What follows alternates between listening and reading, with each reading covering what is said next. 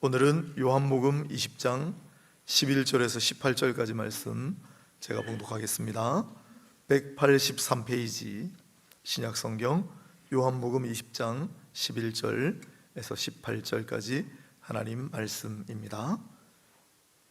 마리아는 무덤 밖에 서서 울고 있더니 울면서 구부려 무덤 안을 들여다보니 흰옷 입은 두 천사가 예수의 시체 누였던 곳에 하나는 머리편에 하나는 발편에 앉았더라. 천사들이 이르되 여자여 어찌하여 우느냐? 이르되 사람들이 내 주님을 옮겨다가 어디 두었는지 내가 알지 못함이니이다. 이 말을 하고 뒤로 돌이켜 예수께서 서 계신 곳을 보았으나 예수이신 줄은 알지 못하더라. 예수께서 이르시되 여자여 어찌하여 울며 누구를 찾느냐 하시니 마리아는 그가 동산지기인 줄 알고 이르되 주여 당신이 옮겼거든 어디 두었는지 내게 이르소서. 그리하면 내가 가져가리이다. 예수께서 마리아야 하시거늘 마리아가 돌이켜 히브리 말로 랍오니 하니 이는 선생님이라는 말이라. 예수께서 이르시되 나를 붙들지 말라. 내가 아직 아버지께로 올라가지 아니하였노라. 너는 내 형제들에게 가서 이르되 내가 내 아버지 곧 너희 아버지 내 하나님 곧 너희 하나님께로 올라간다 하라 하시니 막달라 마리아가 가서 제자들에게 내가 주를 보았다 하고 또 주께서 자기에게 이렇게 말씀하셨다 이러니라. 아멘. 네, 오늘은 예수님의 부드러움이란 제목으로 말씀을 전하겠습니다. 평안하셨습니까? 저도 잘 지냈는데 약간 대상포진 같은 증세가 와가지고 눈썹부터 눈, 여기 볼, 목까지 좀 부었습니다. 특히 눈이 좀 많이 덮여가지고 말씀드리는 이유는 어디 가서 한 대 맞고 왔나 생각하실까봐 그게 아니고 이게 이렇게 부었어요. 아프진 않습니다.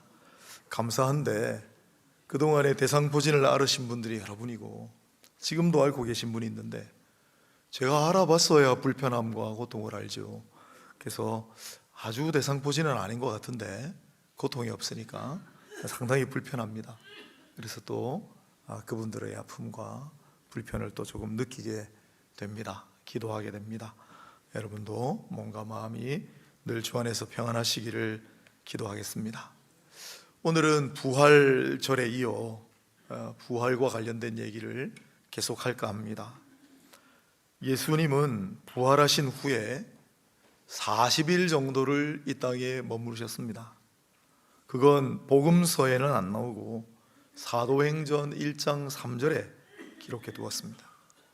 그런데 부활하신 이후에 예수님께서 보여주신 모습은 그 이전에 보여주셨던 모습하고는 조금 다릅니다. 오늘 설교 요점이 여기 있습니다.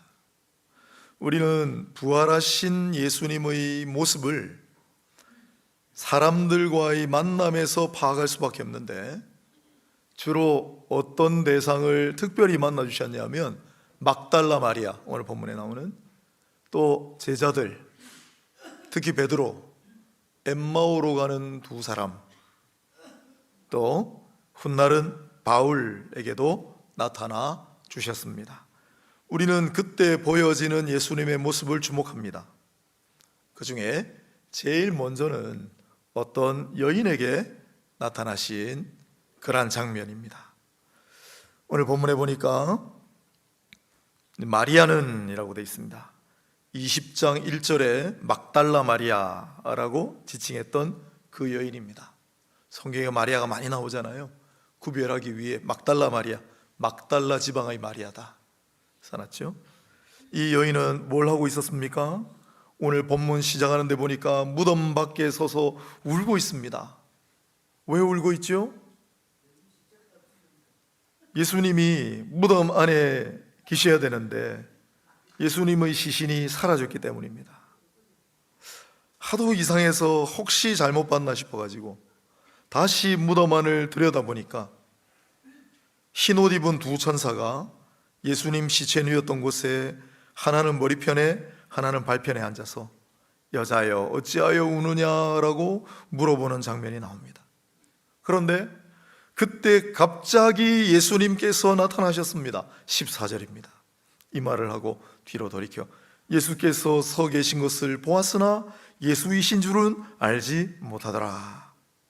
부활하신 예수께서 사람에게 나타나신 첫 번째 장면입니다. 누구에게? 베드로도 아니고 요한도 아니고 막달라 마리아라고 하는 여인에게 처음 나타나셨습니다. 예수님은 본래 가난한 자의 친구, 여인과 아이들의 후견인, 장애인의 보호자를 자처하셨기 때문에 마리아라는 여인에게 처음으로 부활하신 모습을 보여주셨다는 사실이 그리 놀랍지는 않습니다. 하지만 사람들은 그러지를 못했습니다. 여러분은 막달라 마리아라고 하면 어떻게 알고 계십니까? 어떤 여인인 줄로 알고 계십니까? 원래는 이 막달라 마리아를 소개하는 대목이 누가복음 8장 2절입니다. 7 귀신 들렸던 여인으로 소개합니다. 그런데 의외로 그게 누가복음에 있기 때문에 요한복음은 또 별개잖아요. 의외로 이 막달라 마리아를 죄를 지은 여자, 누가복음 7장 37절에 죄를 지은 여인이 와서 향유옥합을 곁들여 예수님에게 붓는 장면이 나오거든요. 그 여인과 동일시하는 경향이 있어요. 또 요한복음 8장에 가늠하다 붙들려 온 여인이 있지 않습니까? 죄를 지은 여인이다. 무슨 죄를 지었을까? 음행의 죄를 지었을 거다 라고 생각을 하는 거예요. 사람들이. 오해예요. 그런데 그냥 사람들 탓을 할 게 아니라 그레고리 1세라고 하는 사람이 초대 교황이에요. 굉장히 탁월한 신학자이기도 했습니다. 그런데 이 초대 교황이 그렇게 해석을 공식적으로 내려버렸어요. 이 막달라 마리아라고 하는 여인은 죄를 지은 여인이다. 최근에 프란체스코 교황이 어제 장례식을 치렀죠. 많은 사람들이 존경하고 세상의 추앙을 많이 받았습니다. 나중에 보니까 $100밖에 없어 수준에. 그동안 사례를 한 번도 안 받았대요. 빈자들의 성인이라고 불리고 마지막 남긴 말이 전쟁을 멈추십시오, 굶주린 이웃을 돌보십시오였다고 하니, 그러나 프란체스코 교황이 훌륭해도 그 앞에 교황들이 저질렀던 수많은 과오와 부패를 다 덮지 못해요. 그거 공식적으로 회개도 잘 안 해요. 이 그레고리 1세도 탁월한 신학자였는데 왜 그런지를 모르겠어요. 막달라 마리아는 죄 지은 여인이고 아마도 음란한 죄를 지은 여인이었을 것이다. 얼마나 억울할까 생각이 듭니다. 아무튼 예수님은 이 불쌍한 여인을 제일 먼저 만나 주셨습니다. 40일 동안을 이 땅에 머물렀다 말씀했는데, 여러분 한번 생각해 보세요. 로마 황제에게 나타나서 내가 살아있는 하나님이다, 내가 부활했다 하실 법도 하잖아요. 아니 하다못해 빌라도 총독에게 나타나가지고 내가 이렇게 부활했잖아 하실 수도 있고, 헤롯 왕에게 나타나실 만도 한데 전혀 그런 기록이 없습니다. 전승도 없어요. 들어본 적이 없습니다. 부활하신 예수님은 아마도 틀림없이 제자들은 물론이고 가난한 사람들과 불쌍한 이들과 연약한 자들을 주로 만나주시지 않았을까 생각합니다. 그런데 마리아는 자기 앞에 누가 나타났는지 처음에 몰랐습니다. 상상도 못했으니까. 그때였습니다. 처음에는 예수님이 마리아를 여자여 라고 부르십니다. 여인이야. 그러다가 못 알아보니까 이름을 부르세요. 그게 16절인데 마리아야. 제가 오늘 제일 중요하게 생각하는 구절입니다. 마리아야. 여러분, 얼마나 친근한 음성이었을까요? 얼마나 부드러운 말입니까? 그런데 여인들에게만 그러질 않으셨어요. 제자들 또한 요한복음 20장 나중에 보면은 얘들아라고 부르세요. 얘들아. 그리고 이 베드로 있지 않습니까? 배신하고 간 요한복음 21장 5절에 얘들아라고 부르시고, 배신한 수제자를 자처했던, 큰 소리 뻥뻥 쳤던 베드로에게도 야 베드로, 너 왜 그랬어 도대체? 이 나쁜 녀석아, 배신자야 라고 안 부르세요. 처음 만났을 때 그 모습, 요한의 아들 시몬아 라고 다정하게 부르셨습니다. 부활하신 예수님은 확실히 이런 면에서 이전과 조금 달라 보입니다. 이전에는 물론 부드럽게 온화하게 부르실 때도 있었겠지만, 마태복음 12장 34절을 보면 독사의 자식들아, 충격적이죠. 더 충격적인 이야기도 있습니다. 마태복음 23장 33절에 뱀들아, 독사의 새끼들아, 깜짝 놀라게 됩니다. 마태복음 23장 13절에는 위선자들아, 예수님을 대적하고 교만하기 짝이 없는, 무례하기 짝이 없는 자들에게 그렇게 하셨지만은, 그러나 그런 자들에게만 그렇게 부르신 게 아닙니다. 베드로를 향해 주님 그렇게 하지 마십시오, 제가 원치 않습니다, 저는 반대합니다 하는 베드로를 향해 사탄아 내 뒤로 물러가라 말씀하셨어요. 깜짝 놀라게 돼요. 그런데 부활하신 이후에는 여인아, 마리아야, 시몬아, 얘들아, 아무리 찾아봐도 부드럽게 온화하게 부르시는 음성뿐이에요. 심지어 그토록 예수를 미워하고 대적하고 박해했던 바울조차도 사울아 사울아 라고 정겹게 불러주셨습니다. 베드로, 바울, 마리아 뿐만이었겠습니까? 이후에 교회 역사를 통해서 이런 일들이 반복되어 왔습니다. 우리를 만나주시는 분은 십자가에 못 박히시기 전의 예수님이 아니고 부활하신 예수님이에요. 그 부활하셔서 지금도 살아계신 예수님이 이따금 성도들을 찾아오시거든요. 불러주실 때가 있어요. 간증을 남겨놨습니다. 많은 분들이 길선주야 길선주야. 길선주는 원래 도사였고 아예 하나님이 어디 있어, 엉터리야 라고 하던 분인데, 어느 날 길선주야 길선주야 라고 불러주셨대요. 본인이 간증을 그렇게 하시니까. 김익두 목사님은 성을 빼고 익두야 익두야 라고 부르셨고, 이기풍 목사님도 성을 빼고 기풍아 기풍아 라고 불러주셨다고 합니다. 제 모교회 은사 목사님이신 이정삼 목사님도 정삼아 정삼아. 부활하신 예수님이 자신을 부르시던 음성이라고 간증한 결과입니다. 이분들 뿐이겠습니까? 부활하셔서 살아계신 예수님이 어느 날 문득 우리를 찾아오실 때, 나를 부르실 때는 부드럽고 온화하신 음성으로 부르실 것이라고 확신합니다. 아무개야 아무개야 아무개야 아무개야.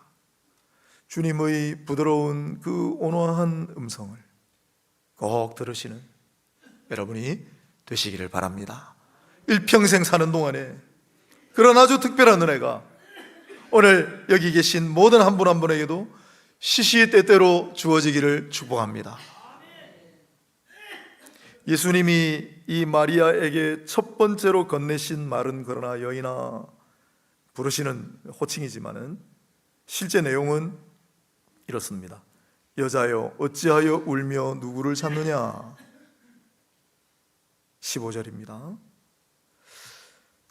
점잖게 여자여 어찌하여 우느냐라고 번역을 해놓았지만 우리말 성경이라고 하는 곳엔 여인아 왜 울고 있느냐라고 번역을 했고, 제 개인적으로는 이 구절은 이렇게 들립니다. 여인아 울지 마라. 여인아 이제 그만 울어라. 나 여기 있다. 부활주로서 하신 공식적인 첫마디가, 부활하셔서 사람에게 나타나셔서 하신 공식적인 첫마디가 과시도 아니고 내가 부활했노라.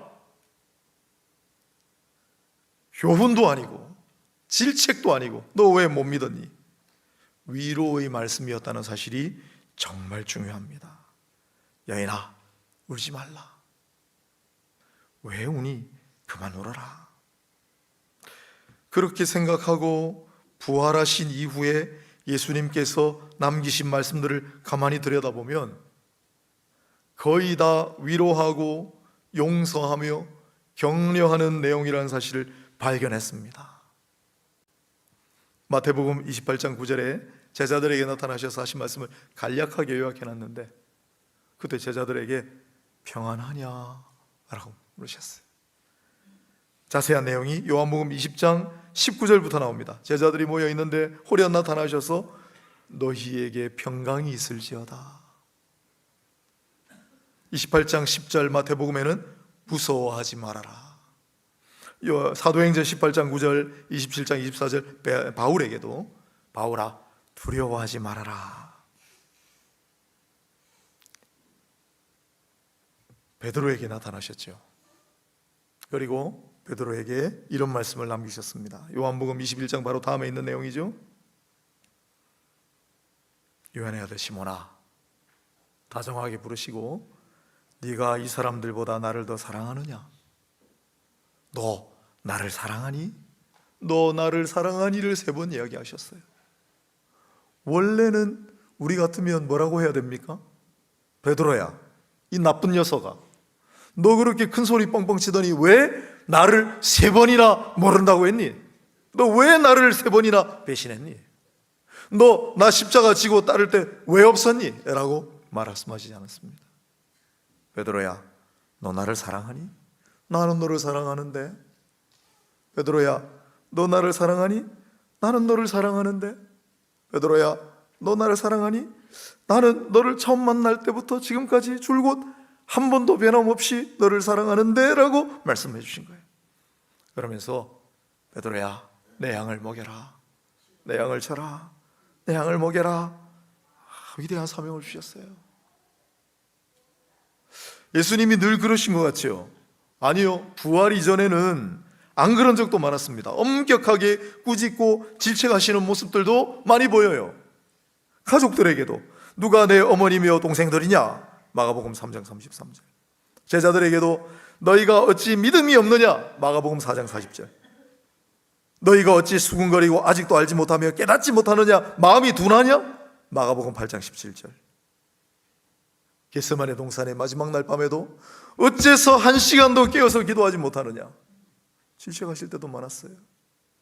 그러나 부활하신 이후에는 찾아보면은 거의 다 대부분 부드러운 말씀으로, 부드러운 모습으로 나타나셨습니다. 이상하죠? 도마는 나머지 제자들이 우리가 여인의 말을 듣고 안 믿었는데 실제로 예수님 우리에게 나타나셔서 예수님 부활하셨다라고 얘기하는데도 끝까지 안 믿었어요. 도마도 있을 때 예수님 나타나셨잖아요. 보통 같으면 도마야, 너 왜 혼자 안 믿냐? 라고 하실 텐데 그러지 않으셨습니다. 도마야, 이리 와봐. 이 장면이 도마를 꾸짖으시다기보다는 저는 조금 장난기 어린 모습이라고 생각해요. 도마야, 이리 와봐, 이리 와봐. 너 못 믿겠다며. 손가락 이리 줘봐. 여기 손하고 옆구리 한번 만져봐. 이제 믿겠냐? 이런 장면이라.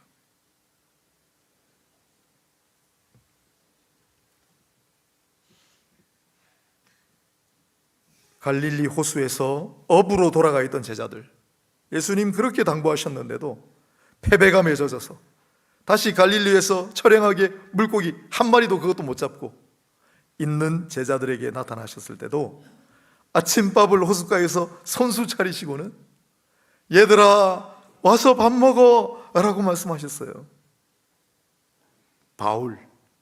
바울에게도 나타나셨거든요. 여러분, 바울에게 나타나셔서 내 이놈,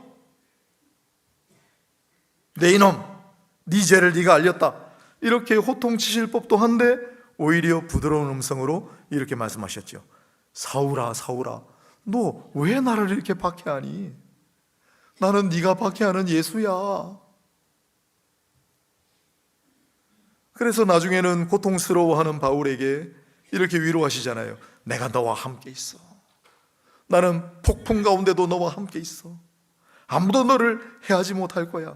위로하시고 격려하시는 모습을 보여주세요. 이렇게 부활하신 예수님은 한없이 온화하고 부드러운 모습이에요.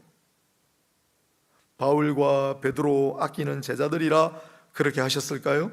우리에게도 마찬가지라고 생각합니다. 오늘 우리 가운데 이 마리아처럼 울고 계신 분이 있습니까? 도마처럼 의심이 생겨 회의하는 마음이 생겨버린 분이 있습니까? 베드로처럼 죄책감에 사로잡힌 분이 있습니까? 바울처럼, 바울이 순간 완전히 열정을 잃어버리고 사람들 앞에 가서 말을 못해요. 그러자 주님이 나타나셔서 바울아 말해라, 말해라, 담대하게 말해라 하는 장면이 있거든요. 바울이 사람들 앞에 서기를 두려워하고 사람들 앞에 말하지 못하는 것을 요즘 공황장애라고 하잖아요. 바울은 일종의 우울증이나 공황장애를 앓았다고 생각해요. 그런데 예수님께서 바울아, 바울아 내가 너와 함께합니다. 너 담대하게 말해라 말씀하시잖아요. 바울과 같이 우울증이나 공황장애 같은 증상을 갖고 계신 분이 있습니까? 부활하셔서 살아계신, 지금도 누군가를 찾으시고 만나주시는 예수께서 부디 그분을 만나시고 은혜를 베풀어 주시기를 축복합니다. 언젠가 한번 설교했지만은 햇살처럼 온화하고 봄바람처럼 부드러운 예수님의 위로와 평안이 있기를 바랍니다. 17절을 보세요. 마리아야 울지 마 하시면서 예수님이 이어서 말씀하시는 게 있어요. 나를 붙들지 말라. 무슨 뜻일까요? 왜 붙잡지 말라고 하실까요? 현대 3대 신학자라고 불리는 불트만이라는 사람이 있습니다. 학문적으로 대단한 성취를 보인 인물이죠. 그 불트만은 이 대목을 뭐라고 해석했냐면, 마리아가 반가워서 붙잡으려고 했는데 예수님이 붙들지 말라고 하신 것이다. 틀린 것 같아요. 아무리 대신학자라도. 왜냐하면 바로 이어지는 구절에 도마 이야기 나오잖아요. 도마에게는 와서 만져봐, 내 손과 발에 못자국, 옆구리에 창자국도 만져봐.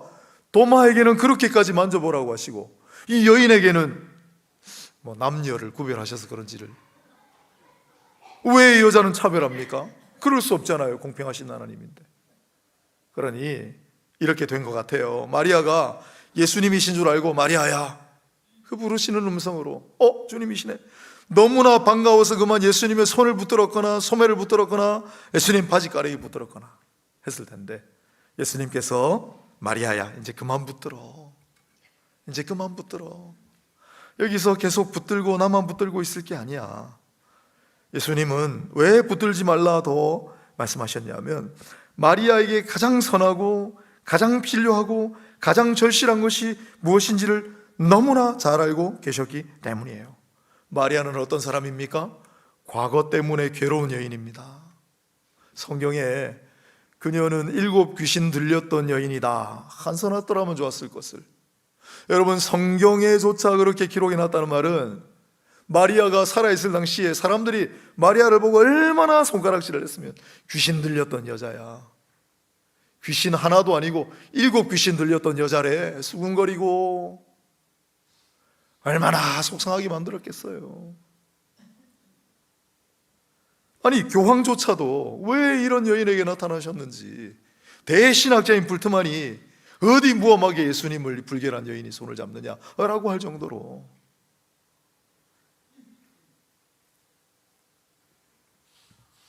그래서 열등감에 과거를 향한 수치심 때문에 괴로워했을 여인이었어요. 요즘도 이 마리아 같은 증상을 가지신 분들이 꽤 있는 것 같아요. 참 이게 어렵거든요. 제가 책을 한 권 가져왔는데 주보에도 써놨습니다. 감정 사용 설명서. 요즘 이런 책이 많이 나와요. 부정적 감정을 다스리는 치유의 심리학. 일반은 총이니까 참 힘드신 분들 이런 책도 좀 보시고 도움을 받으시라고 제가 소개합니다. 94페이지를 제가 한번 읽어볼게요. 마리아 같은 여인의 이야기를 찾았어요. 과거는 지나갔다. 나는 과거를 되돌릴 수 없다. 과거에 내가 저질렀던 일 중 몇 가지는 후회한다. 또 내게 일어났던 몇 가지 일은 마음에 들지 않는다. 하지만 나는 그것들을 더 이상 변화시킬 수 없다. 과거 때문에 괴로워할 필요가 없어요. 그 과거를 그렇다고 내가 바꿀 수 없는 거예요. 계속 읽어보겠습니다. 가장 좋은 것은 과거를 인정하는 것이다. 나는 나의 과거를 자초했다. 자초할 때도 있었겠죠. 하지만 과거가 나를 규정하지 않는다. 현재 내게 있는 유일한 것은 바로 지금 이 순간이다. 내가 지금 바꿀 수 있는 것은 현재의 내 마음이다. 과거와 현재 일어나는 일을 내가 바꿀 수는 없지만 내 마음은 바꿀 수 있잖아요. 그런 글이에요. 여기도 한 권 더 있습니다. 왜 당신은 다른 사람을 위해 살고 있는가? 이런 책들이 많아요. 정말 힘드신 분들 혼자서 끙끙하지 마시고 이런 책들을 찾아보시고 위로를 받으시고 일반은 총 가운데 답을 좀 찾아보시길 바라고, 그러나 근본적인 답이 이런 책들에 있는 것은 아닙니다.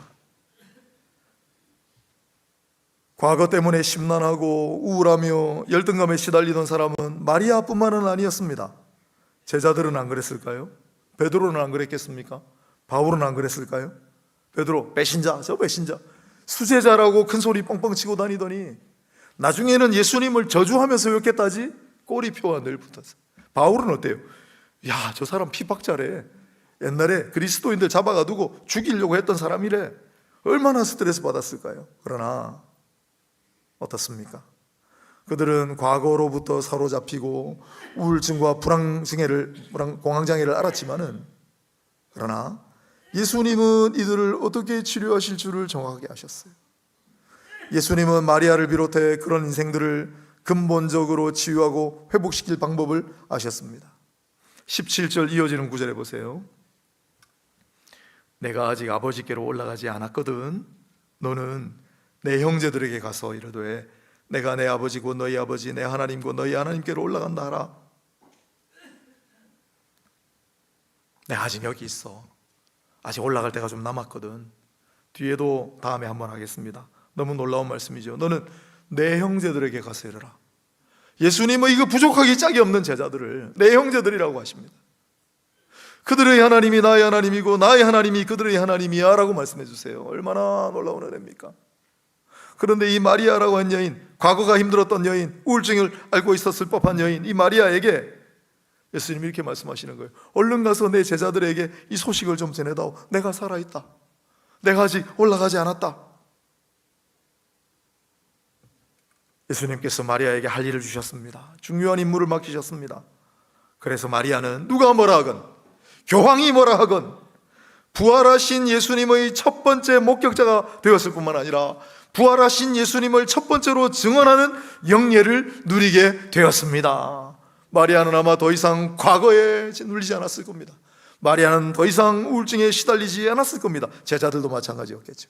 베드로도 바울도 마찬가지로, 나머지 제자들도 마찬가지예요. 예수님 부활하신 다음에 마지막 순간에 제자들에게 뭐라고 하셨어요? 우리 다 압니다. 너희는 온 천하에 두루다니며 만민에게 복음을 전파하라. 가서 모든 민족을 제자로 삼으라. 오직 성령이 임하시면 너희가 원능을 받고 내 증인이 되리라. 바울에게도 내가 너를 이방인에게로 보내리라. 부드럽지만은 결정적인 모습으로, 부드럽지만은 결정적인 음성으로 나타나셔서 만나주심으로 말미암아 그 예수님으로 인하여 이 모든 제자들은 삶의 목표가 새로워지고 그 인생의 방향이 달라졌습니다. 오늘 우리도 똑같습니다. 우울하십니까? 어려움을 겪고 있으십니까? 내 인생의 문제가 무엇입니까? 근본적인 해결책은 예수께 있습니다. 부활하신 예수님이 부드럽고 온화하게 여러분을 만나주시고 직간접으로 음성으로 말씀하셔서 귀한 여러분 한 분 한 분의 삶의 목표가 달라지고 인생의 방향이 새로워지는 성도들이 되시기를 축복합니다.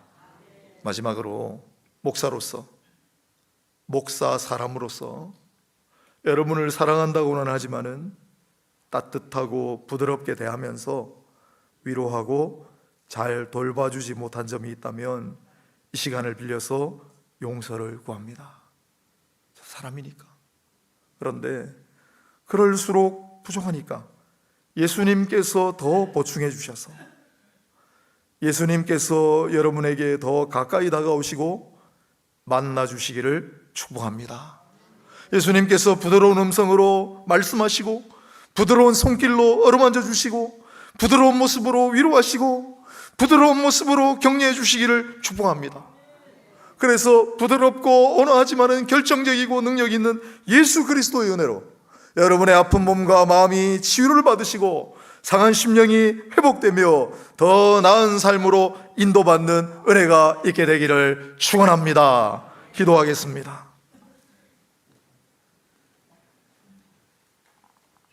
성경을 통해 전해오는 이야기들을 통해 부활하신 예수님은 햇살처럼 온화롭고 봄바람처럼 부드러우며 우리를 위로하시고 고치시고 치유하시고 회복시키시는 줄 알았습니다.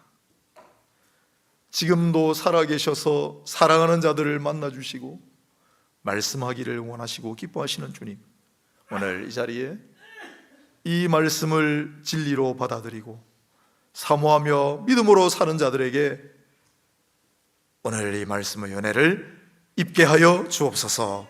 예수 그리스도 이름으로 기도합니다. 아멘.